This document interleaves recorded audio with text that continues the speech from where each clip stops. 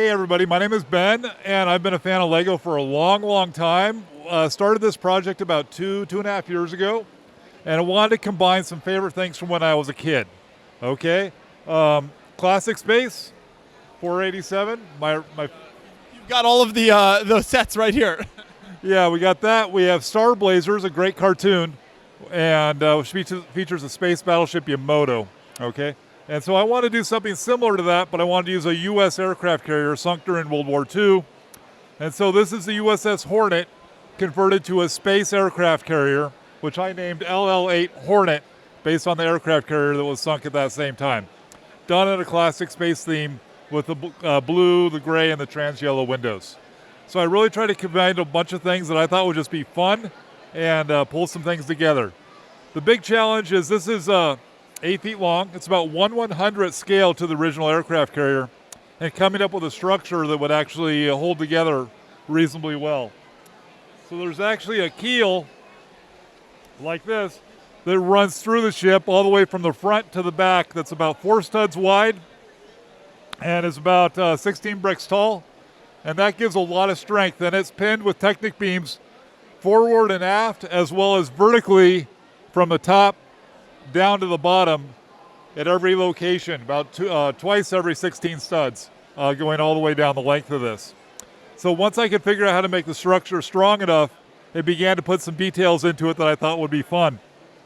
I'll show you one thing up here is this little elevator that I built in. There's actually 3 of these, and there's a little crank here on the side as I can turn that. And these are actually accurate to the original aircraft carrier. There's 3 of these on the model, and they go ahead and they go up and down with this crank on the front end. And then as I thought about it, it's like, well, if you're going to have a spaceship and it's going to land on maybe not be in the water anymore, but it's going to land on Earth, it needs some boarding ramps. So I went ahead and I put some boarding ramps over here on the side, and there's a little tank that comes out here on the far side I'm going to show over here. So we open up this hatch right here, and then we can go ahead and we can pull out this little tank right here that just kind of goes and comes out.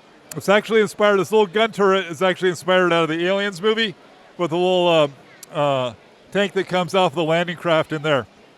Everything was just kind of designed to be really fun for what it is. There's a series of light fighters. There's a series of heavy fighters as well. And we have some little mechs as well. And what else do we got going on here? There are some heavy bombers. The Hornet was involved in a famous raid during World War II, 30 seconds over Tokyo, where they bombed Tokyo early in World War II with twin-engine bombers. So I built a twin-engine classic space bomber that actually then has a little missile, a classic black and white classic space missile that comes out of the inside of that for what that does. And the other thing, a couple other features I can show you as we go through here. Going back to, there's actually a biplane model, and my inspiration with this is similar to the biplane model from the 1970s, an official LEGO set that's done in yellow and red. I redid it just in blue and gray, with this idea that when the ship battles the aliens in space, which is consistent with the original cartoon, when they get to their planet, they need atmospheric fighters. So these are low-energy atmospheric fighters with propellers. Just kind of having fun with my imagination and all this. Okay. Also try to fit, other favorite things from the 70s were R2 units from Star Wars and things like that. And kind of came up with this little design for a little R2 unit that kind of was more reminiscent, blending again, classic space and such. But with the idea that these actually convert, and when they go on the back of the spaceship, they actually end up double as gun turrets. So I figured if you're going to have an astromech droid, it should also be a gunner as well. Just because, you need that, right? For sure. For sure. There's a little bridge that goes up inside of here again, just like some of the classic spaceships. It flips up, and we have a bridge with a captain's chair and pilots and navigators and things like that. One of my favorite little details up here is the classic space Lego, just done with a gold round dish, and then the swooping with a flexible Technic beam, and then the little red spaceship on there, kind of a three-dimensional feel to it. Originally I looked at doing that as a mosaic, but I just couldn't think I could get the detail in that well enough. So I went ahead and did it kind of with a three-dimensional relief, and I thought that turned out really well. What else can I tell you about it? So this build is fantastic. You mentioned I think it's 8 feet long. Do you know how many pieces are in the whole thing? You know, people ask me that. I'm going to say somewhere between 20 and 50,000 pieces. In that ballpark maybe, but you know, it weighs about 80 pounds. It is, you know, one of my goals was to have it be swooshable. This idea that, you know, any good spaceship, you can go ahead and you can pick it up, you can fly it around. I can pick this up, I can carry it around, but I can't really spin it around that fast. It is a lot of fun though. That's incredible. Another really great element of this build is the hole shaping. So that's obviously very important with a creation like this. So talk about some of those angles and how you achieved that shape. So yeah, real good question. When I started this design, I downloaded the original blueprints of the the aircraft carrier Hornet, which then I converted into a three-dimensional CAD model, scaled that to be 1/100th scale, and then sliced that into layers, 1 brick thick. That gave me the contour of each of the water lines as you go up the thickness to it. And then that's when I built, basically a Lego model for each layer that would encompass the outline of the hull, as well as including structural elements on the inside. Every 16 studs is what I chose to do. And then what do we have in the engine section back here? Nothing real special on here. These are just inverted tires that are turned inside out with things like this. I can tell you that these round pieces actually are Big Ben Bricks train wheels, blind train wheels that I had extra from inventory.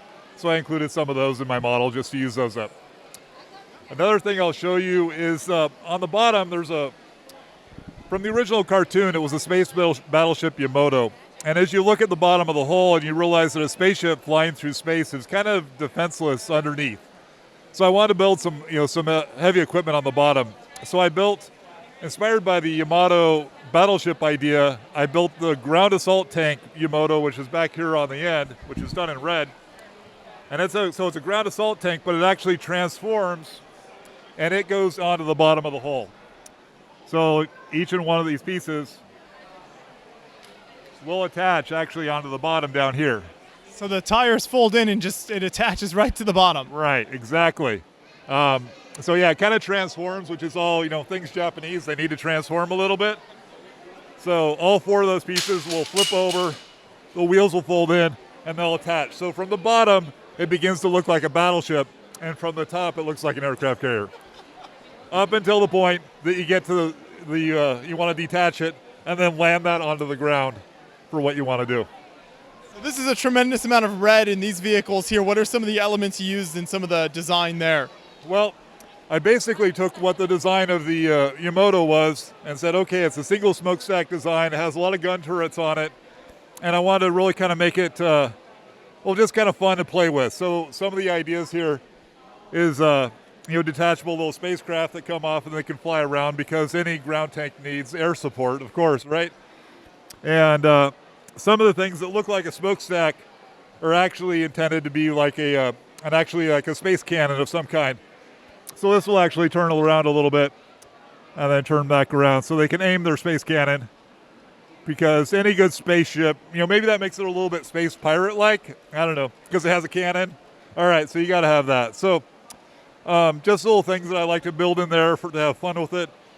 These little ships, which then come off, these are what allows this ship, the battle tank, to be lowered down to the ground. So these fly off and they're attached, one here and another one goes on the back side.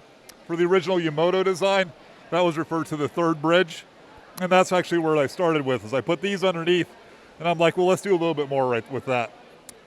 The other details I could show you back on the ship while we're up here are these little gun turrets that are down here on the bottom. And they actually, back in Empire Strikes Back, when the Millennium Falcon has this gun turret that comes out of the bottom, I really like, that's one of my favorite scenes from the movie. And so this idea that this gun turret can come down and go in there. There's actually 3 of these, 2 on the bow and then 1 on the stern. And to have something like this. Again, I always like this idea that spaceships should have some amount of some guns on the bottom to protect them, right? I always wonder when ships are flying through space in the movies, it's like everything is in the same plane.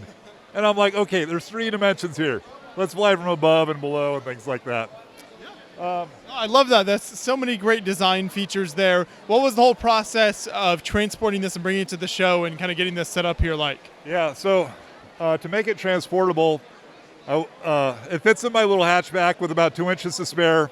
I take everything off the top deck, and so it's just basically the plates and the tiles that are on here. This whole island section comes off.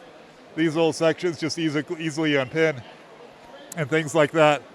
And then it's actually turned upside down and put on a large board, strapped down to that, so it can easily be carried by 1 or 2 people at that point.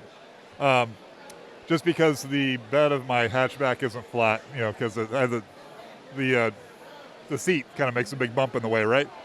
So so it was, to get it so it would be 8 feet long and then easily transported was a bit of a challenge, but it got here in one piece, and just took enough time to populate everything on top and make it look kind of cool.